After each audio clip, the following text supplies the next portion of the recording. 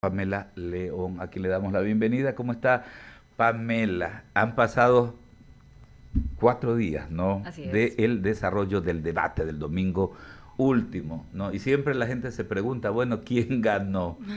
Y más bien yo pregunto, ¿deja ganadores un espacio, sobre todo de las características, ¿no? Porque nosotros denominamos debate a este espacio que, por cierto, siempre vamos a defender el hecho de que deben de haber estos espacios, deben de cruzarse justamente pues las tesis, planteamientos, ejes programáticos de los candidatos para que sea la ciudadanía, el elector al término del día quien decida, ¿no? Pero en todo caso, ¿deja o no deja un ganador este tipo de iniciativas? Bienvenida. Buenos días a este lindo panel y a la audiencia de I99. Bueno, yo siempre voy a sostener la tesis de que un debate no necesariamente deja a un ganador, sobre todo porque hay una cantidad importante de variables para analizar, es decir, quién ganó, por ejemplo, en el mejor uso de la verificación o transparencia de datos, quién ganó, por ejemplo, en la mejor relación contextual frente a ejes programáticos, quién ganó, por ejemplo, en una comparación armónica entre lo que dije y lo que está en programa de gobierno. Entonces, si lo analizamos desde ese punto, generalmente pensamos que él ganó el más canchero y realmente es una visión muy reduccionista, no solamente para el ejercicio del debate en sí, sino también en la forma en la que vamos entendiendo este ejercicio democrático. Entonces no podemos nosotros encasillar un ganador frente a una variable tan simplemente de exposición y desenvolvimiento, más allá de lo que realmente sostiene un debate como un ejercicio que valida nuestras condiciones de democracia. Claro, ahora definitivamente yo creo que vamos a coincidir en algo, ¿no? El formato, la cantidad de candidatos, justamente no ayudan, ¿no? Y bueno, ya eso ya debe de caer, ¿no? En el análisis que deben de hacer, bueno, que debe hacer la sociedad civil, porque es que a veces también caemos, los mismos ciudadanos caemos en esto de decir, es que los políticos tienen que decir. A los políticos no les interesa decidir y reformas de fondo en esto, porque definitivamente pues se les cae el negocio, no se les cae la trastienda, y en todo caso pues fortalecer la democracia debería de ir emparejada en aquello, ¿no? En el hecho de profundizar en reformas al llamado código de la democracia, ¿no? Para evitar precisamente este tipo de problemas que se generan, la cantidad de organizaciones políticas y obviamente de candidatos, ¿no? En completo acuerdo. Tuve la oportunidad de ser moderadora del debate vicepresidencial con mi colega César Febres Cordero. Y en cuanto al formato, es importante que lo menciones. Parecería un dato simplemente de forma, pero realmente es de fondo. Si hay interpelantes que netamente son candidatos entre candidatos, claramente hay una proyección mucho más enfocada en esos objetivos que electorizan ese discurso. Pero en el momento en que se interpela por parte del moderador, que igual bajo la condición humana es difícil no tener sesgos, pero hay un sesgo no de elegibilidad, es decir, en ese momento César y yo no estamos participando en una papeleta y en ese sentido nuestra repregunta no caerá necesariamente en un objetivo electoral. Entonces, creo que eso sí es importante destacar digamos, en el formato, y lo que me gustó y lo que me ha gustado de este año es que la academia, como un actor importante de la sociedad civil, desde la gremialidad que tanta falta nos hace y nos convoca, haya participado en digamos, en la generación de un debate vicepresidencial, y esperaría que no solamente sea una respuesta coyunturalista a la relación que en este momento existe adversa entre presidente y vicepresidenta, sino que realmente sea de manera estructural. Y tú comentaste algo súper interesante.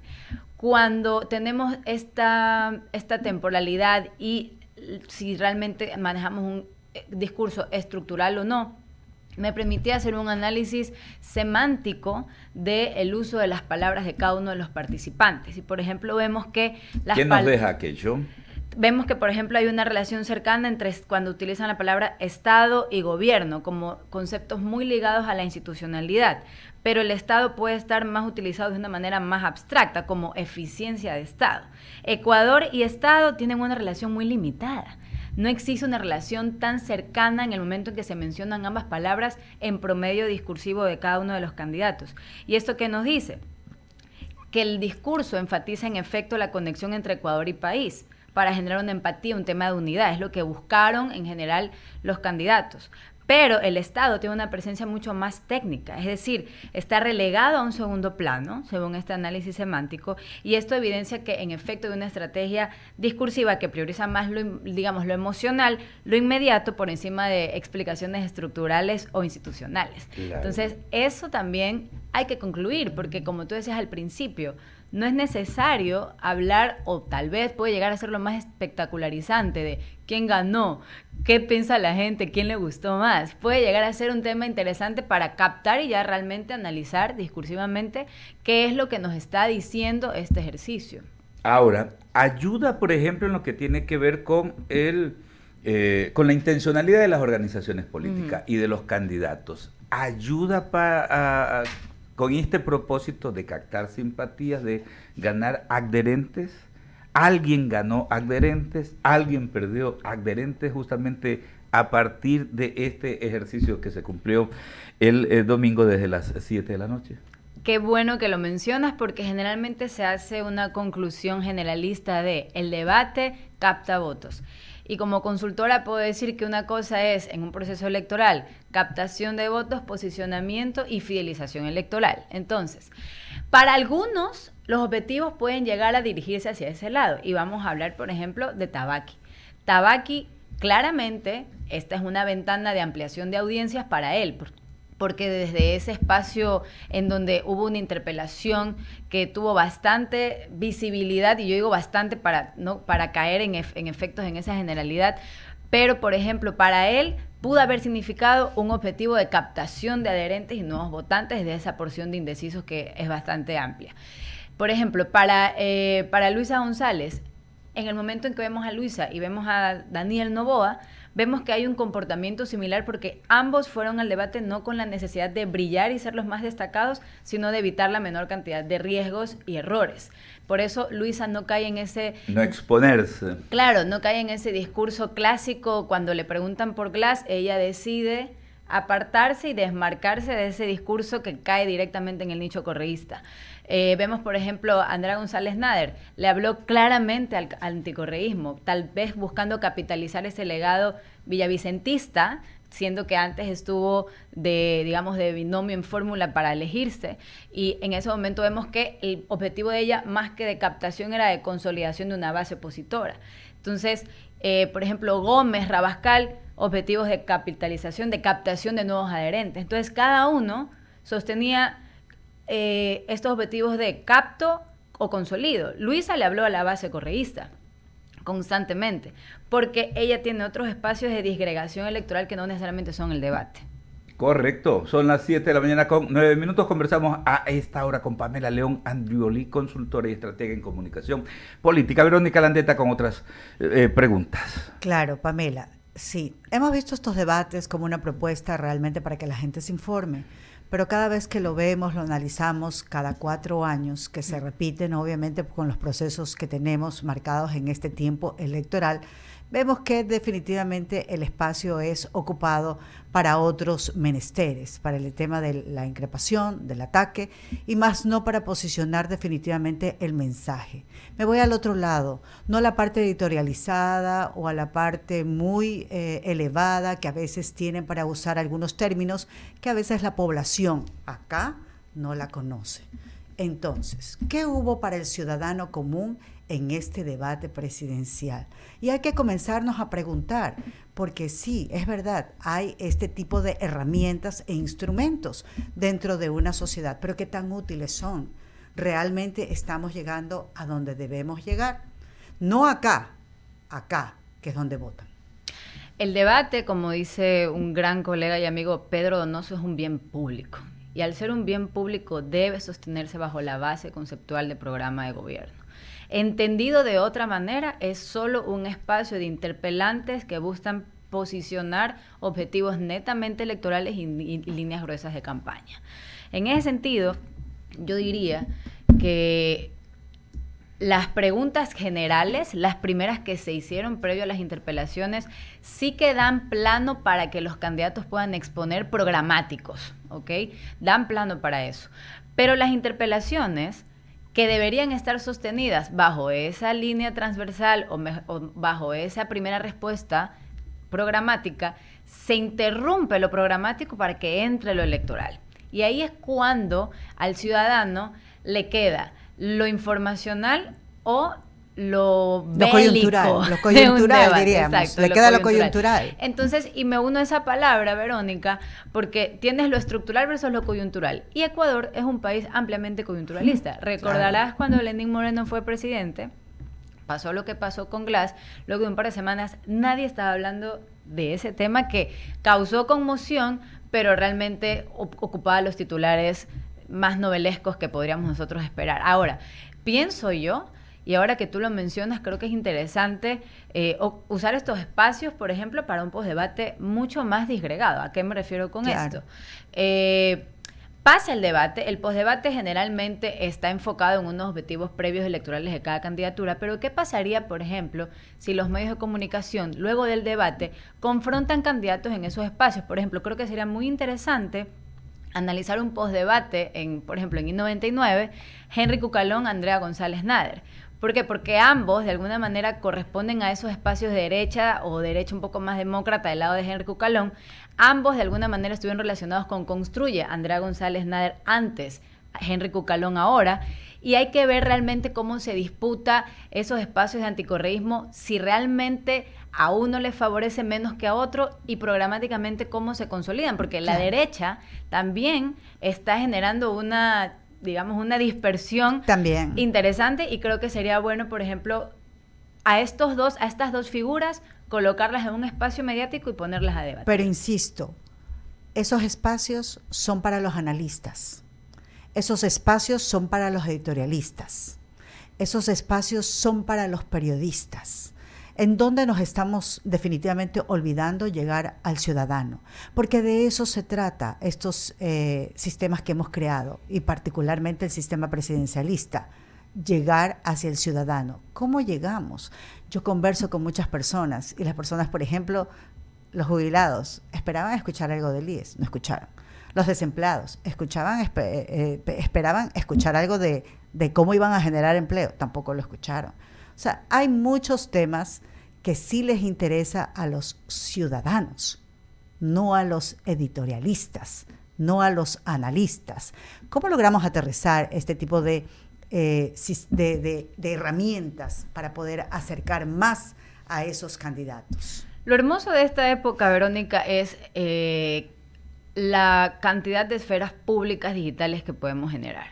Y creo que el hecho de que ya haya habido un debate organizado por la academia, creo que convoca también a la gremialidad a generar espacios de discusión que no necesariamente se queden en una función obligatoria establecida en un código de la democracia, sino que más bien hay una convocatoria voluntaria que también se ciudadanice. Por ejemplo, ¿qué pasaría si la Universidad de Guayaquil, la UES, generan un debate posterior al debate obligatorio? Entonces, eso, por ejemplo, generaría audiencias más diversificadas. El estudiantado, incluso en los propios colegios, exacto. Entonces, los propios medios de comunicación, yo insisto, porque ahorita no nos están escuchando necesariamente analistas, también nos escucha el Círculo Rojo, por supuesto que sí, pero también nos escucha gente que va yendo a sus trabajos, que va llevando a sus hijos al colegio, que tienen distintas necesidades, que también están interesados en escuchar, por ejemplo, que el 70% del desempleo está, qué sé yo, en la zona rural y el 40% en la zona urbana. Entonces, hay unas escuchas interesadas que podrían abrir micrófonos, por ejemplo, para, insisto, contraponer. Preguntar, claro. Exacto. Y repreguntar eso que por ahí no quedó tan claro en el debate oficial. Entonces, por ejemplo, ustedes dos sientan aquí, yo insisto, Cucalón, Andrea González Nader. Esto se habló. Esto no estuvo muy claro, cómo ustedes corresponden programáticamente, cómo antagonizan. González y a Novoa. Claro, que porque son las figuras puntas, dicen las mediciones que se generan en redes. Y hay que ver también qué pasa con esas afirmaciones a venir, ¿no? Porque, por ejemplo, cuando estuve en la moderación del debate vicepresidencial, nos comentaron que no venía Pinto, María José Pinto, su podium estuvo ahí, pero como lo he dicho en otras entrevistas, a veces o el debate vicepresidencial podría servir como un framing anterior al debate presidencial y podría haber unas intenciones de que ese presidencial llegue impoluto para Novoa. Claro que sí, hay mucho por hacer, creo, ¿no? En este tema de poder definitivamente aterrizar ese mensaje que necesita pues los ciudadanos. El ciudadano se pregunta que, bueno, ¿qué hay para mí? O sea, ¿dónde estoy? Porque siempre yo digo esto, los ciudadanos no comen política. Escuchan, es parte de la coyuntura, es parte de esa viralización que se hace ahora a través de redes y que se disemina a través de estas herramientas digitales. Pero después vuelven a su realidad y su realidad es otra. De acuerdo, de hecho, ahora que lo comentas, y creo que es claro verlo en esos temas ya más electorales, yo hice un conteo también de cuántas veces se menciona la palabra Rafael Correa, Claro. correísmo, porque de alguna forma, y esto en ambas rondas, es interesante ver que no necesariamente, como no estaban en la ronda 1, Correa también estuvo en la ronda 1, Así no sé si me va a es. entender. Entonces, por ejemplo, vemos que Rafael se menciona 8 veces en todo el debate, correísmo 8 veces, Correa 7, 8, 9 veces. Entonces, ¿qué es lo que realmente se destaca de ahí? Que estuvo Algunos... presente en ese debate a pesar de Ajá. que no estuvo presente. Y esa es la Exactamente. mecánica. En en el que tú dirigiste, por ejemplo, el del vicepresidencial. vicepresidencial, María José Pinto Estuvo sale en las presente. mediciones, estuvo presente, porque todas las candidatas empezaron con eso, de que no estuvo y dieron su nombre. Entonces en la medición sale. Así son los algoritmos, que a veces no lo entendemos y que también hay que traspolarlo a la parte de la mecánica, ya esta, del tú a tú. Ahora mencionábamos que estamos a 17 días de los comicios electorales, ¿no? Del 9 de febrero, pero hay que ser claros, no son solamente 14 días de campaña, porque obviamente pues el jueves previo ya entramos pues al silencio electoral. Así es. Solamente son 14 días, ténganlo bien claro. Luego del debate, ¿cuál más o menos va a ser el comportamiento? ¿Qué es lo que se prevé? Precisamente a manera de estrategia de parte de las organizaciones políticas, de parte de los candidatos. Ya lo hemos empezado a ver un poco, por ejemplo, algunos que han pellizcado un poco esa porción de indecisos, que tal vez no necesariamente sea representativa a nivel electoral, les da gancho para poder exponerse desde otros espacios. Por ejemplo, vemos a Andrea González Nader colocar en una mesa la cantidad de ministerios y luego apartarlos al puro Correcto. estilo mileísta. Vemos a Tillería hacer exactamente lo mismo, pero de otra, digamos, en otra forma. Entonces, lo que vamos a ver ahora realmente es dos cosas: capitalización posterior al debate, y no necesariamente me refiero al postdebate, sino esa imagen que se empieza a rebrandear luego de que hay una nueva captación o fidelización de, digamos, de un electorado. Pero también lo que vamos a ver es mucha más guerrilla entre ambos. Es decir, posiblemente ahora sí que vamos a ver un poco más acentuado el panorama de si realmente el voto anticorreísta es o no representativo. En las anteriores elecciones entiendo, y puedo equivocarme, que era un 13 o 15% apenas. Entonces, entiendo yo que lo que vamos a ver ahora es una postcapitalización discursiva, pero también programática de los candidatos. Y posiblemente lo que sí vayamos a ver un poco más es, más que contraposición entre ellos, porque son tan pocos días que al menos yo como consultora diría, no te pongas a hablar del candidato X porque le das Claro. un poco de visibilidad, tenemos poco tiempo para posicionarte. Entonces lo que tal vez sí vamos a ver es una,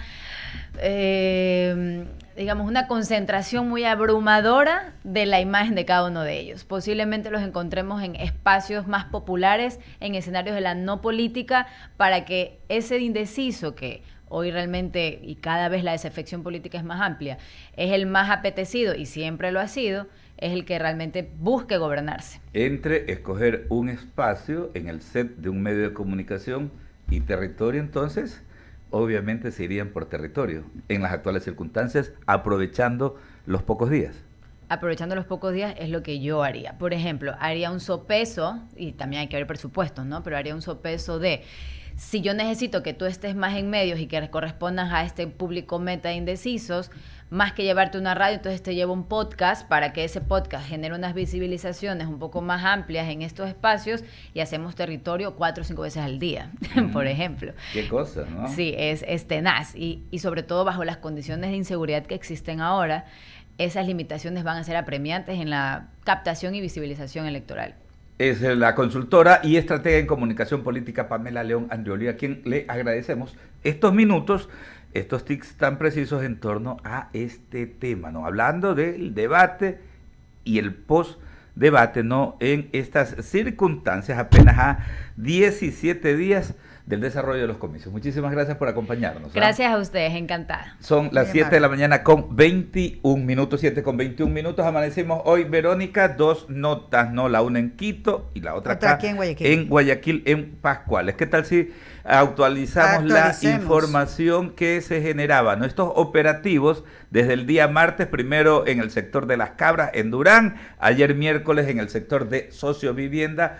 Hoy el mega operativo está ubicado en Pascuales, parroquia urbana de Guayaquil, donde también se asienta alguna parte de estas bandas criminales, ¿no? Claro, los tiguerones. Era un golpe para los tiguerones y que obviamente pues ese sector se ha convertido pues en, digamos así, en una zona para poder llevar todos los vehículos robados. Ahí estas bandas pues se dedican a esto. Este es el Apolo 3, más de 1,000 ¿no?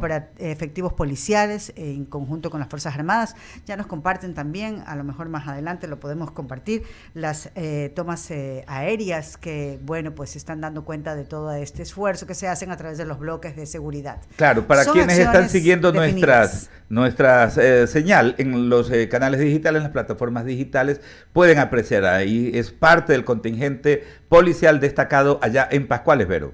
Así es. Y bueno, lo que decíamos, son acciones totalmente definidas que tienen que ver con estos ejes, con estos bloques de seguridad y que obviamente pues no es que van y se apuestan ahí porque sí, es parte de la labor investigativa que se realiza previo a dar un golpe a estas organizaciones delictivas. Esperemos que también la función judicial ayude con esto. Recuerda que los otros 2 operativos dejaron algunos aprehendidos vinculados en el tráfico de armas, en el tráfico de estupefacientes. Esperemos que también ellos hagan lo suyo y no solamente se dediquen a hacer estructuras de delincuencia organizada, sino que se dediquen para lo que están ahí. Claro que si los administradores de justicia, hablamos de fiscales y jueces, ¿no? Hagan su parte, por favor, para que estos delincuentes no salgan. Esto pasaba acá en el sector de Pascuales, en Guayaquil, pero en Quito, en cambio, la Fiscalía General del Estado y la policía allanaron varios inmuebles durante la noche de ayer miércoles y la madrugada de hoy jueves, ¿no?, en el marco de una investigación por asociación ilícita en el Ministerio de Economía y Finanzas, ¿no? Vean ustedes, cerca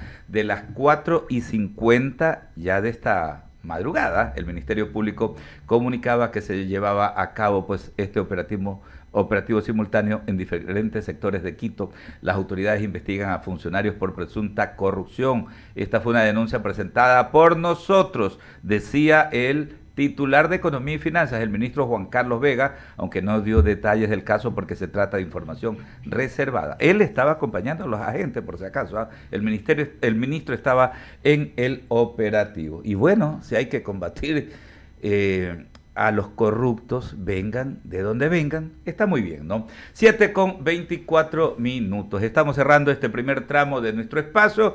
Los invitamos, por supuesto, que sigan enganchados a nuestra señal porque la emisión matinal del diálogo se extiende como todas las mañanas hasta las 10 en punto. Ya volvemos.